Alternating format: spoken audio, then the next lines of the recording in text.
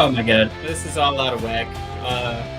We skip our usual ad read at the beginning. I don't know what I'm doing. Welcome to episode 80, season 2 of Red Wings Rant, where tirades and impassioned pleas for your Detroit Red Wings finally have a home. Mike, today we're going to be talking about Shayna Goldman's article this past week, where she's listing all of her favorite centers, I guess, because there's not too much rhyme or reason going on with where she's coming from. But, Mike, would the Red Wings consider trading Dylan Larkin to the New York Rangers because maybe they're just impatient on the whole Jack Eichel situation? We'll get into that in a second because, Mike, as always, Mike, do you have you want to celebrate the Detroit Lions or something? What's going on here? Oh, no, you're muted. There you go. It's episode 80. Woo! I'm also celebrating because I was in the DraftKings Sports app, and luckily, before you put in a big old slappy meat pie bet, Matt, you gotta confirm your payment option again. And I almost put $10,000 on the Lions losing by 14.5. Woo! The slider was right there. I clicked it. I looked at it, and I was like, well, we're certainly going to lose by a lot. And luckily, I didn't do it. Matt, thank God for DraftKings for giving me an extra second to be like, you sure about this? You sure about that? You sure about that? So, Matt, everything turned out really well for me. So, I can't wait to do the DraftKings read today. I did drop some money on that Lions game, and the over. Yeah, they give you an extra second to think about it. What happened? I already have an established account. What? We're talking too much about it. We're gonna do it at the middle of the show. We can't. All right, we'll do it in the middle. We'll do it in the middle. All right. So our favorite segment, though, besides Mike's new favorite, to discuss how he didn't sign up for DraftKings, to try and do the hard sell on everybody. No, I did. I had to re-sign in though. That's the problem. It wanted me to put in my password before I dropped a bunch of money on a bet I was going to lose. So thank you, DraftKings. The Pedersen offer sheet.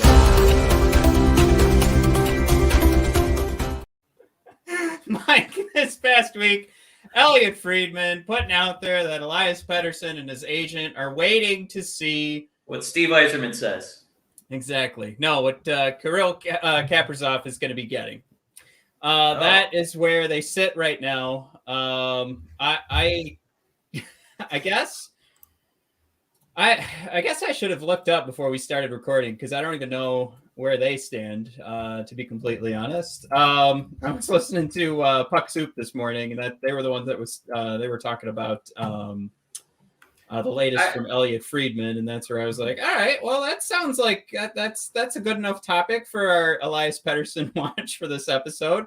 So I guess the long and short of it is just to bring outstanding, right? Yeah, he's outstanding, but in the KHL, right? We only have one season of him. Yeah, but an outstanding season here, and he plays wing. I mean, Elias, how could he possibly be waiting for this guy when he's a center, a more valuable position? So is he just saying, I want that plus 3? Well, we brought it up before. So what I pulled up is the evolving hockey contract projections for both. So, Mike, if we're going to sit here and tout and say, oh, my God, put an offer sheet on EP, and you can see where the contract projections send these two, and considering we've even said, let's put down $10 million on Elias Pettersson, Mike, there's that much more predicted cap hit for Kirill and a 5-year term, where Evolving Hockey was saying 2 years for Elias Pettersson. Based on his performance thus far, his age, and what other people around there have signed, and what makes sense for Elias Pettersson, because he also, would benefit actually to probably do something shorter term and get a huge contract later if he was to sign a $5 million deal, as Evolving Hockey predicted. That's where all this is coming from. Mike, for anybody that's, of course, not watching on YouTube, you guys are listening on the podcast tomorrow. It's Evolving Hockey predicting as we've brought up before, Elias Pettersson just under $5 million for 2 years, and Kaprizov predicted at $7.7 million for 5 years, and that's predicted cap hit per season. Just for anybody that might have that question. So, Mike, this is where we sit. This is funny to me that this was reported by Elliot Friedman that there would be any that an agent is speaking to Elliot Friedman and letting him know we're gonna see how Minnesota and Kaprizov settle their situation before we discuss anything. And to be completely honest, I mean, Kaprizov has done his best to make Minnesota look like they're his second on his own list. So I guess if this was what the predicted hit is supposed to be, I'm guessing that Kaprizov wants to come in well over this, considering the hardball game that he's playing with Minnesota right now. That being said, the only update here isn't really like, oh, would we spend 7.7 for 5 years on Elias Pettersson? Absolutely. We've already said we're going to spend $10 million a season. So here's your EP40 update for the week. Not much to dissect, but for us to go, sure, I'd go for that. No problemo. If it ends up being 5 and 7.7 mil. But yeah, there's your update. This stuff just blows my mind. We're going to reference an article that I think is going to make a lot of people grind their molars that this kind of thing got published. But the article that we're going to reference is if the Rangers aren't able to get Jack Eichel, what are their other options? And they bring up Elias Pettersson, and then they kind of brush that off in this article. Once you put in an offer sheet for Elias, there could be repercussions. I mean, we saw what happened with Montreal and Carolina. Wow, repercussion city. Am I right? No, it was just competitive management. What are you talking about? If he doesn't want to go play, if he wants to go play for another team, fine. Give us 15 draft picks. This draft pick mortgage, Matt. I don't understand. What are the repercussions if the Red Wings sign Pettersson? Ooh, you're going to put an offer in on prospect number 98 on the hot list this year? Who gives a shit? This is Elias Pettersson, Matt. This guy's fucking money. Point game in the toughest position to be as a forward. I don't understand. I wouldn't have written that irresponsible sentence that just says there could be repercussions. My God, we could be in a competitive marketplace here in the NHL. Yeah, we are. We're trying to build the best team possible. And I wouldn't be mad if some other team tried to swoop in and give the Red Wings a bunch of draft picks for a guy who's not as good as Elias. Go ahead. I mean, be our guest. There's repercussions for, every trade that Yzerman does. There's the following statement or like what happens on Twitter, what happens with beat writers is they're just like, man, Steve Yzerman just destroyed another GM. There's repercussions for that as well. So, Mike, it may turn into, if we're going to sit here and play that game, as you're saying right now, it could turn into trades will start to evaporate. The potential for as many. So, what do, Mike? What are we doing here, guys? What are we doing? Are we making trades because they're our friends, or because we want draft picks or somebody else's players? If Bert is on the table, he's on the block for a second-round pick. Are we really? Not that I think that's enough, but I'm saying if he's on the block for a second-round pick, our team's really going to go, well, Steve's not really our friend. He tried to make his team competitively better by trying to sign Elias Pettersson, one of the young up-and-comers. I don't think I'm going to put in an offer for just a second-round pick for Bertuzzi. I'm not going to do it. I'm just not going to take that great player for a second-round pick that'll probably pan out into nothing. I'm not going to do it. Yeah, I mean, like at this point, the Red Wings really have to hope that they've been the king. Like Yzerman's got to apologize and just, I'm so sorry. I was trying to better our team. We don't have any, top line centers. Arguably Larkin, but we prefer him to be a second. God, our team would have so much depth if he was our second best center. Holy fuck, what a sentence that would be. I'm so sorry. I signed an offer sheet for Elias. I'm sorry. What is he supposed to do? Without doing that, the Wings are really going to have to hope that they've been the kings of drafting, Mike, these last few years, and of course in the later rounds going forward if we lose all of our first round picks. But Mike, Matt, what was that Mike Judge show on? Was it HBO or Showtime? With Martin Starr. Where they were all in the late staff. Party down. So essentially, what they want all the managers to do is all link up their wieners and everybody just link up and just very gently massage each other comfortably in a friendly, gentlemanly-like manner, and not a single person be, maybe looking at the others and taking a step back and doing something selfish. I don't understand. I don't understand this, man. So what Mike just missed is that I was trying to transition into our ad read for the week. Perfect timing. Week 1 may be over, but the season's just getting started at DraftKings Sportsbook, an official sports betting partner of the NFL. To kick off Week 2, DraftKings is giving new customers $200 in free bets instantly when they bet $1 in any football game. That's right. We're talking about Week 2 right now, even though we're in the middle of Week 1 because this will be going out on Monday, of course. But you guys want to get prepared for Week 2. Listen up, because you don't want to miss this. Head to DraftKings Sportsbook app now and place a bet of $1 on any Week 2 games to receive $200 in free bets instantly. Mike, I was playing along with all of the awesome deals you get for putting in promo code THPN. I got my $25 I could put down on any parlay, and since the Lions screwed me over today by catching up, I didn't win. But because I did one of the awesome deals that I get for being, part of the THPN crew on DraftKings Sportsbook with all the deals you unlock for using that, it didn't hurt me. So I could have won a lot of money, but at least I'm not hurt by it. DraftKings is giving all new customers a free shot at millions of dollars in total prizes with their first deposit. So you guys want to take advantage of that. The deal that I've been taking advantage of, I mean, I did win actually a ton of money with that first game. They gave me plus 73 with the Tampa Bay Bucks. So yeah, it worked out pretty good. Just one of the many deals. I want to do it because they really bailed me. They really bailed me out today by reminding me to sign in, and I saved myself hundreds of dollars. Thank you. It's like they knew the Lions were going to get to just 8 points instead of 8.5, and where I had it at 14.5. For San Francisco today. So thank you, DraftKings, sincerely, from the bottom of my heart. That was a PS5 I almost lost today. So download, which I did. Download the DraftKings Sportsbook app now and use promo code THPN to receive $200 in free bets when you place a $1 bet on any football game. That's promo code THPN this week at DraftKings Sportsbook, an official sports betting partner of the National Football League. Must be 21 or older, New Jersey, Indiana, or Pennsylvania. Only, new customers only, minimum $5 deposit and $1 wager required. One per customer. Restrictions apply. See DraftKings.com/sportsbook for details. Gambling problem? Call 1-800-GAMBLER or in Indiana, 1-800-9-WITH-IT. Woo! All right, time to jump into, Mike, our topic of the show. Red Wings.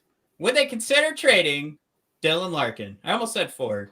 Mike, this is coming from an article by Shayna Goldman. Of course, I thought you were going to say topic of the show, irresponsible journalism. Oh. Look, here's the thing. Clickbait articles 101.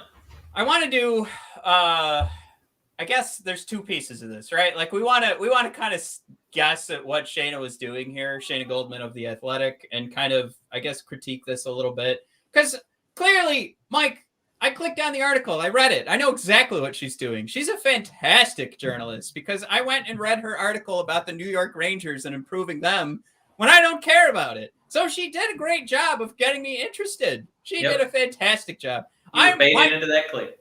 I wouldn't be surprised if there is a list of readers and which articles get clicked on the most, and they're like, make sure you always try to fit in Red Wings information in there because everybody that's a Red Wings fan is going to click on this. So there is that element to it. But I mean, let's get into it, right? She's trying to figure out, I guess, for New York Rangers fans, if they're sick of waiting for Eichel to come over and become a New York Ranger, she gave some options as to who else could come over and help the Rangers out. Go ahead. No, I was just going to say the reason that I think Shayna published this is Buffalo's asking price for injured Eichel, who is going to be a grumpy, and he keeps dropping like any kind of value that he's going to be able to get Buffalo back in a trade. That's the problem. Is Buffalo's asking price is peak Eichel and Eichel's crew and Eichel himself with this weird injury situation where surgery, no surgery, I want it, they won't give it to me. It's really making this a difficult trade for all parties. So what they tried to do is, well, if they're really willing to give up a bunch of pieces to get a top line center you can count on, here's some options that we think could work, because there may be teams that, in the Red Wings case, not quite at the upper echelon, that top tier of NHL teams, and they have centers that the Rangers need. And maybe these teams, because they're not quite ready to compete at the top of the league, for the playoffs, maybe here's some guys they can get instead. Well, my problem, I guess, started with, Larkin's fit was Shayna's look at Larkin was that he shoots and he'll play better with better quality teammates.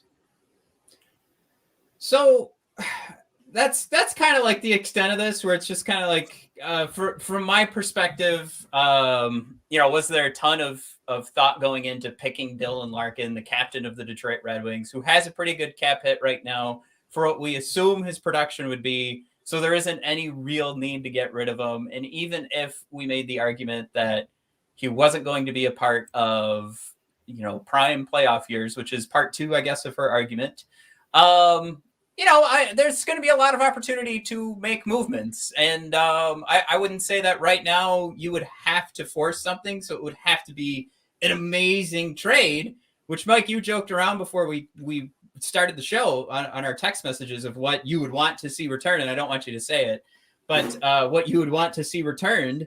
And I don't think that fits with what the Rangers are doing right now. Like, clearly they're trying to make this like, all right, we're ready to go. We want people at MSG. We want butts and seats, and we want it to be exciting. And we want to bring this American-born player over to the Rangers and wearing red, white, and blue.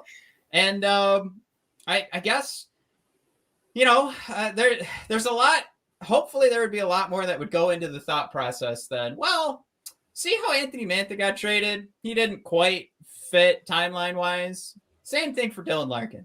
I think I just there's something different about having a center on your team, having a guy that was from your hometown. The marketing of that is wonderful, by the way. There's more brand value. There's more Dylan Larkin brand value in Detroit than there is in New York. And even with trying to book what their lines would be, I saw him slotting, based on her article, in the middle 6. So it's not like he's being traded and moved into a prominent position. This is even for Dylan Larkin and his agent, and like what our future contract conversation is going to look like. And that's part of the issue with New York, is that they fear paying future contracts, and they want to bring over a guy who they don't see as being a top line center in that middle 6. So it'll be a little bit more affordable. And they could have some veteran experience to help the wingers grow a little bit right now too.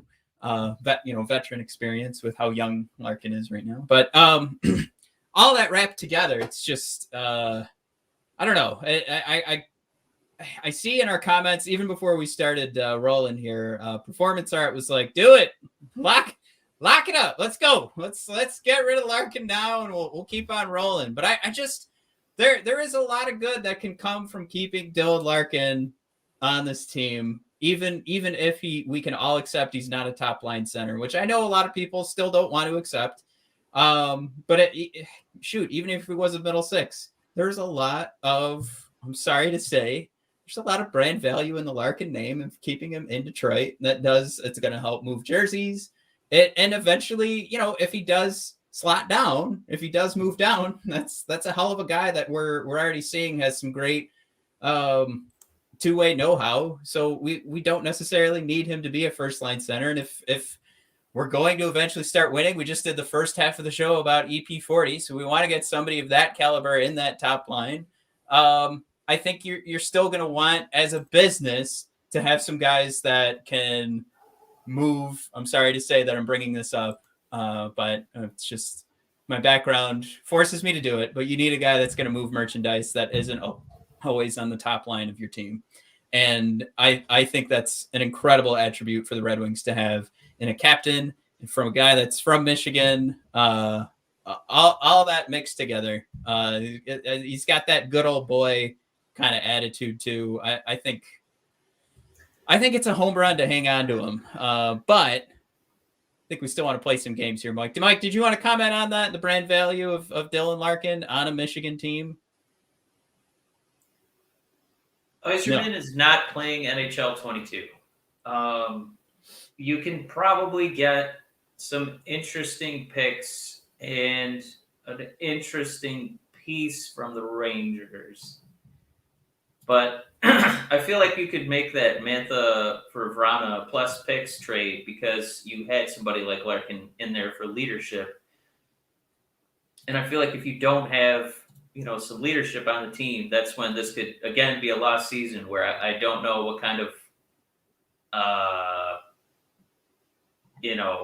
setup where you're trying to bring in all these young kids to come in and be on the third and fourth line, and I don't feel like there's really going to be that stability without Larkin.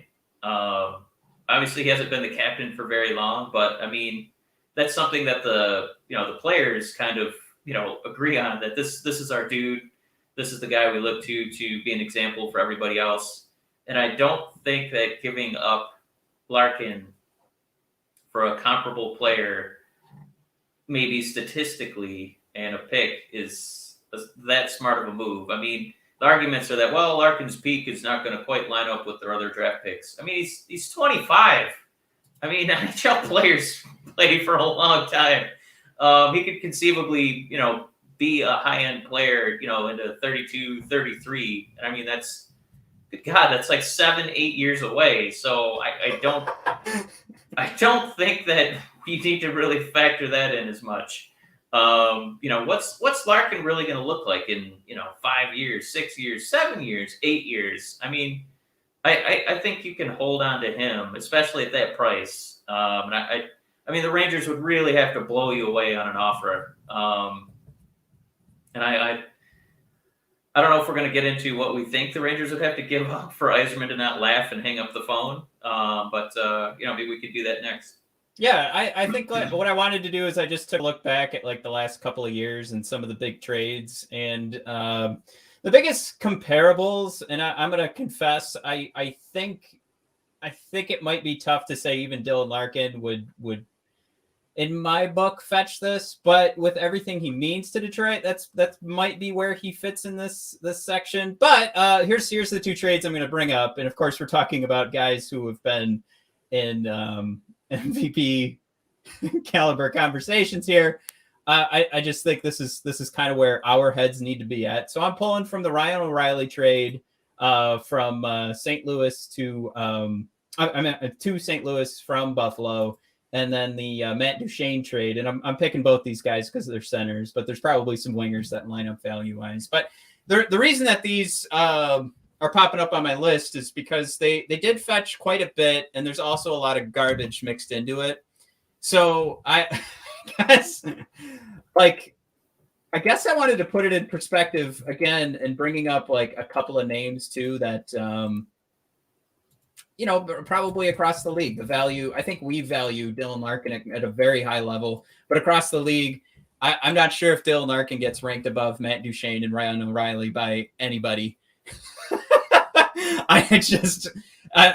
the sake of this conversation, we're going to bring it up so you guys can see that perspective. If we have two guys that are ranked higher and what the return was on those two highly ranked centers, is it going to work out for Detroit? And then of course then we'll go into Mike like what we want, right? Like is there enough there that we can get back that New York would actually still even say yes, because I know where your head's at, Mike, and you might even be a 1-for-1.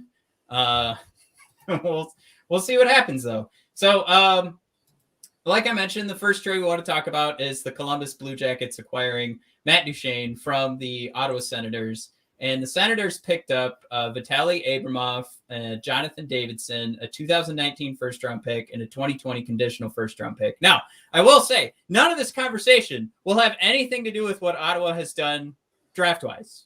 Mainly because, we're talking picks that just happened, so how deep can we dive into these?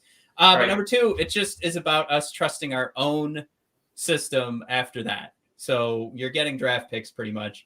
And that's kind of where we want to start the conversation. Let's take a look. I pulled all these guys up, so you're going to have to bear with me here as I scroll around because I want to make sure I get all of this information correctly. I mentioned Vitaly Abramov. traded to the Ottawa Senators, played 2 games that season. And the next season, Mike, he got up to 4 games total. And let's see here. Oh, no, I'm sorry. Five games total for Ottawa. So how much do I care that they picked up Abramov? Almost none at all.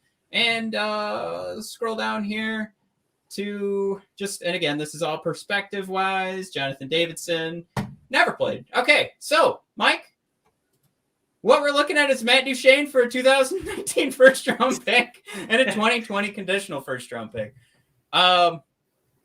Mike, is there something? I mean, you can build that pretty easily. If you go on over to Cap Friendly right now, look at the New York Rangers page. We can build this out. A couple of first-round picks. You got this year's first-round pick, next year's first-round pick. Is that enough? Is that enough for you to say yes to a Dylan Larkin trade? No. 2 first-round picks in a row. Mike? I don't think so, because I'm assuming that Larkin... Jesus! What happened? My cat knocked over a cactus. Oh, my God. Goddamn cats. I know, he's a shit. I don't think you're getting enough value because if Larkin is suddenly going to be, the second or third line, which is where we have always pegged him, is that'd be the greatest spot for him because that would mean we have a true upper echelon elite first line center. So if you have the depth to knock Larkin down to second or third line, those first round picks, have good luck, at the bottom third of the first round for 2 years. Not really, the high end talent there. So I don't know if the first round picks are that valuable. Especially even if it is a guy who pans out, it's going to be somebody who's not as talented and somebody's going to need even more time to grow and develop. So it's arguably the picks that we've already got and we're trying to groom, they're going to be past, into their prime by the time these guys at the end of the first round for 2022, 2023 are ready to go. So it's kind of the next problem, right? Can I sell it to you this way? Do it. And I do want to throw out there, I have to apologize. Tristan is out here. He does think we're not live. And that's only because everybody's conversation was geared towards our topic of the show.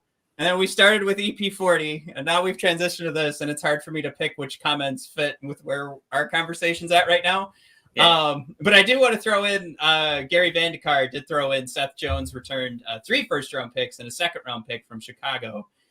He does think that could be a starting point as well, and we can throw that into the conversation too because I wanted to run through real quick. We keep that in mind, Mike, and then we've also got and all of your points are taken with the first-round picks.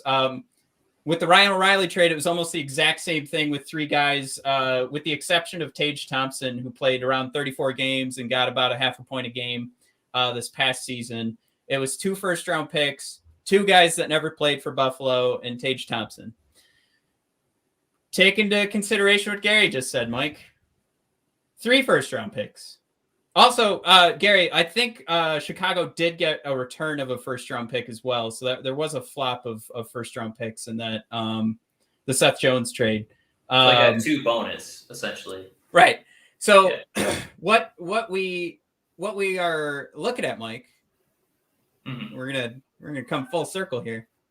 You get those first-round picks, and you could lay out all your cash for Mr. EP40, Mike. You get those first-round picks right now. You say, New York, no problem. Then you can unload for EP40. Get them past restricted free agent period. Get them to the UFAs and get into a more comfortable scenario where you're negotiating with them or whatever you want to do. Whatever's most comfortable. I like this idea where we go all in because we're bringing in draft picks, and now you've got a reason to get EP40 because now you've got some replacement draft picks that can make you feel more comfortable.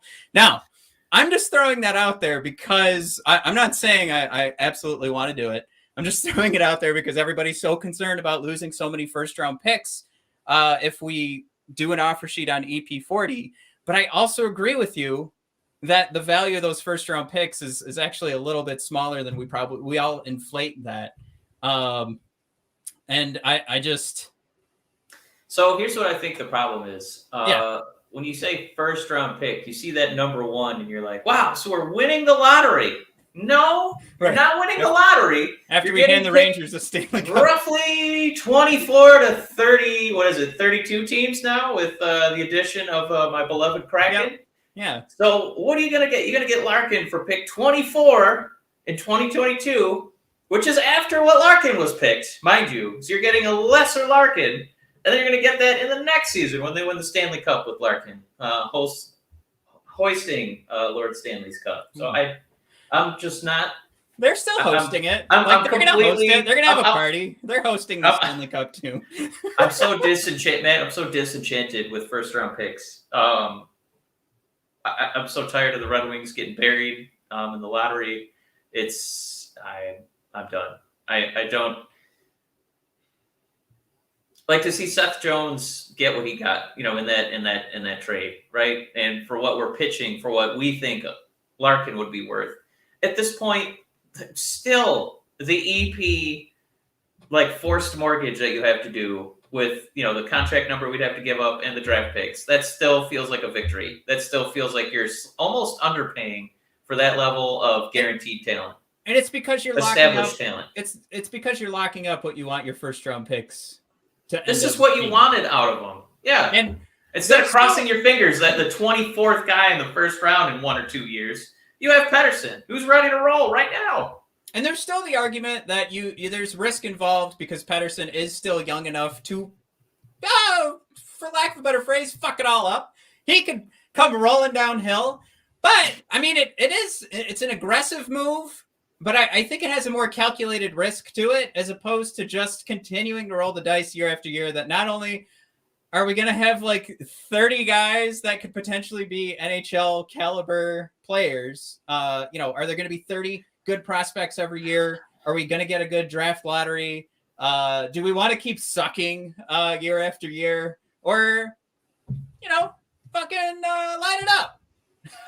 I don't know if I need more chances at the penny slots. I want to be in the high roller room, and that's where I think the Pettersson trade would be. So yeah, I'm giving up a lot, but that payout could be huge. I think we can transition to, and Tristan's got an idea. I did scroll back, Tristan, to see what you had on there, a 1-for-1 trade. Mike, your 1-for-1 trade with the Rangers, to continue the topic with this article. I mean, this is essentially. So I'll say this. I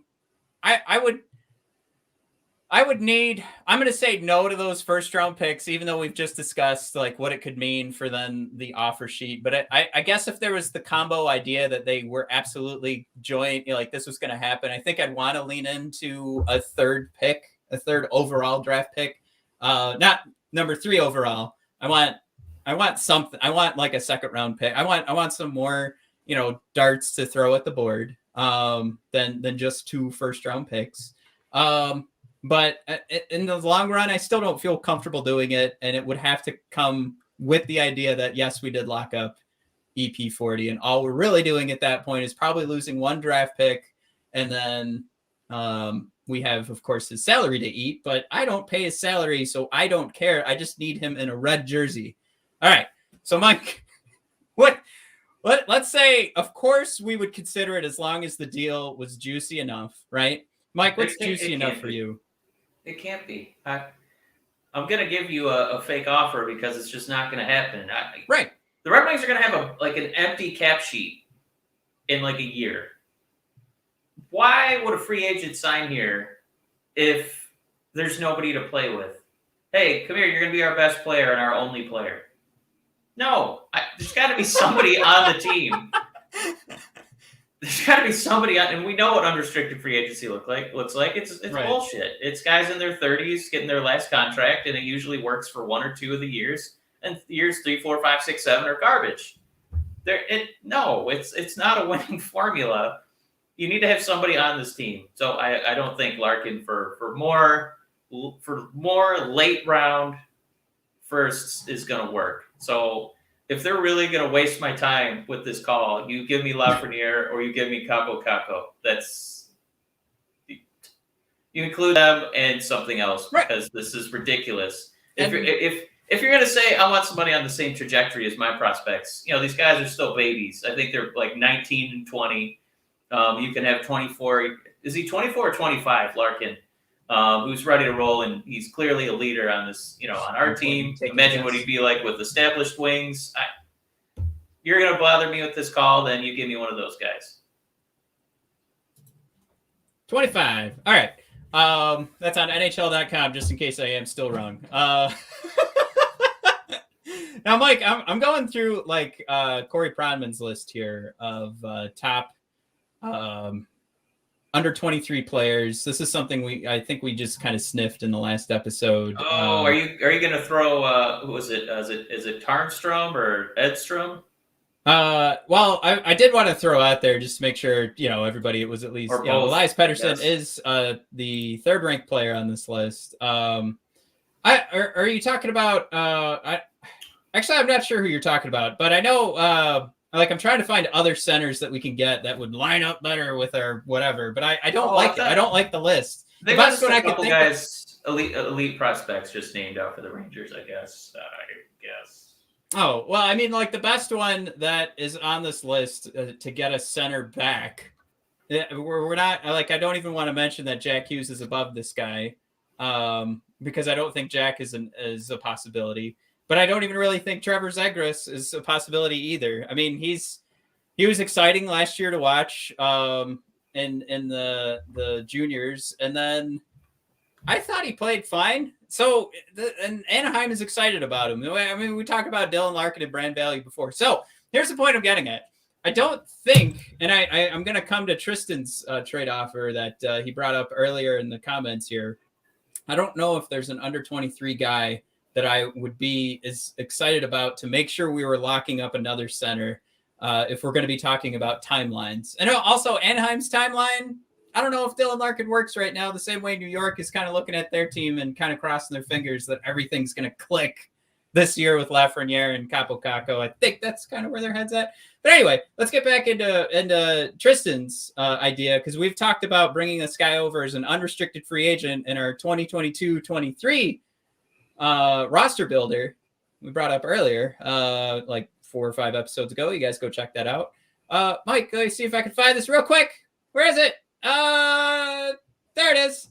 Barkov for Larkin. 1 for 1. Mike, what do you think? We're giving Florida Larkin because we want to upgrade to a Barkov, but we know that there could be some issues with Florida having to pay Barkov. Is Barkov really happy there?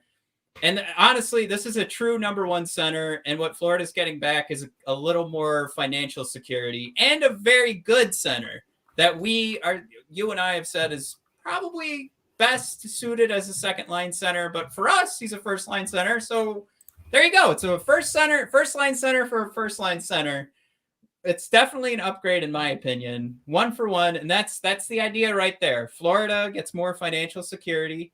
They clearly want to put more emphasis in goaltending, as you can see what they've been doing through the draft. So here we go. Yeah, I'm not against that, and we have cap space to give Barkov, a bag. Absolutely, as the kids say. They say throw a bag. I just, this is more just. I think just with this conversation, I mean, we can kind of go in a bunch of different directions. It was just more Ranger oriented because we were, going over this clickbaity article for New York. I think Barkov, it's a pretty obvious, upgrade, right? Statistically. Well, the risk here, I guess, to discuss is that then you ultimately are in the same zone where we're not going to make this trade and contend for a cup, right? It doesn't make you a playoff contender. It just makes you slightly better on the line, I guess. And then, right, and we've already discussed how the first line actually ranks pretty high across the league. If you put Verana, Bertuzzi and Larkin on that first line, according to Jay Fresh's roster builder. They're still in like the top 10. So does the first line need to improve that much? But the other issue would be now we're in Florida's shoes, and Barkov, who might not be happy because of, even though Florida is a much better shot at the cup. I have my DraftKings money down on Florida this year. Put down $5. I think I can make a pretty good pull if they win this. Or no, I think I put down $20. Any hoozles. So I have some confidence in Florida this year. But if if Barkov feels like it has been too wishy-washy, maybe he hates the heat. That's where he comes to Detroit and sees a little bit of a better situation. Of course, so how many people have we talked about already of since the show has started, of unrestricted free agents who want to either sign here or guys who want to stick around because of the Yzer plan. So there's always that element, but that's where I'm scared to do it, where the risk we're assuming then is Florida's risk of hanging on to Barkov and he leaves for nothing. I'm going to say, Tristan, I would rather try and see if we can land him in the free agent market. And just at that point, we'll have another draft under our belts. We'll have another couple of huge trade opportunities with the trade deadline. Then, of course, before the draft, and then we'll run into that next free agent period. So maybe there's enough on the table, especially, goddamn, you guys follow at Ice Hockey Gifts on Twitter. Updates on Simon Edvinsson every day. Mike? He looks like a fucking superstar. I gotta say, holy shit. So if those stars and those planets, if those planets start to align, stars aligning. I guess, right? I guess that could happen, right? Because we do our little shapes in the star. Anyway, I don't know where I'm going with this. But if those planets align, we could have a juicy team to kind of show to people and put on the plate and say, who wants to be the number one, center over here? So yeah. I would say that's where my head's at. And I think if it happened, to be honest, Tristan, I'd probably jump out of my shorts. Like, I would be so excited. I would be first in line to buy my Barkov jersey. But then the fear would start to set in. And that's not bad fear. That's fear that we haven't had as Red Wings fans in such a long time. I think we're due for some fear. We're due for some anger, right? We need a move that's I can't believe we fucking did that. Instead, it's just been, well, it makes sense. It's flexible, and eventually we're gonna draft Shane Wright, so we'll be fine. It's a very pragmatic move. It's a thinking man's move. Other GMs playing checkers, we're playing chess. So we're just kind of punting along here. 1 to 2 year deals. We get a couple extra firsts at the end. Gary with the breaking news. He does say that Barkov has already re-signed with Florida, and it's supposed to be announced at training camp. So this is super disheartening. So yeah, let's lock up that 1-for-1 trade. Let's go back in time. Yes, if Florida's asking me, I'll take the trade. We'll take that extended contract. Do it after this contract's signed and announced, and then we'll have a Barkov locked up.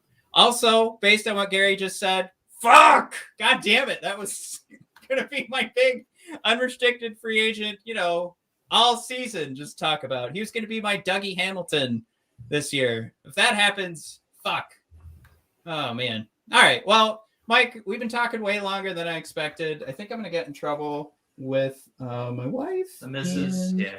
That's definitely going to happen. So how about we'll talk more about Simon Edvinsson in the next episode. I want to bring up some of the highlights. So if you guys want to check those out, come along for the ride. Oh, I forgot, since all the other Red Wings shows are stealing our ideas, I wasn't going to mention what we're going to do in the next episode. Look out for those other, you got multiple opinions on the same topic, because I guess everybody likes our show topics. Any hoozles, everybody who is not here to steal show topic ideas, I thank you so much for tuning in. Gary, it was thank you for the breaking news. Fuck, that sucks. Tristan, thanks again for coming along. Everybody else that was in there. Gray Ford, I see you. I'm sorry I couldn't fit you in there.